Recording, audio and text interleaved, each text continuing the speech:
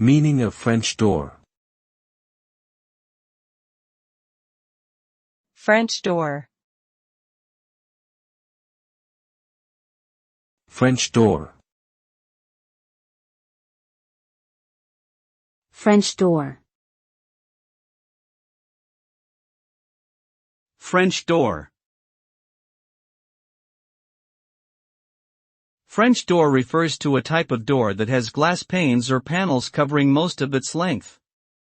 It is typically composed of two doors that open outward from the center, with each door panel having its own handle. French doors are commonly used as an entryway or as a divider between rooms, providing an elegant and classic appearance to any home or space. Often used in traditional or modern styles of architecture, they allow natural light to enter a space while also providing an unobstructed view of the outdoors.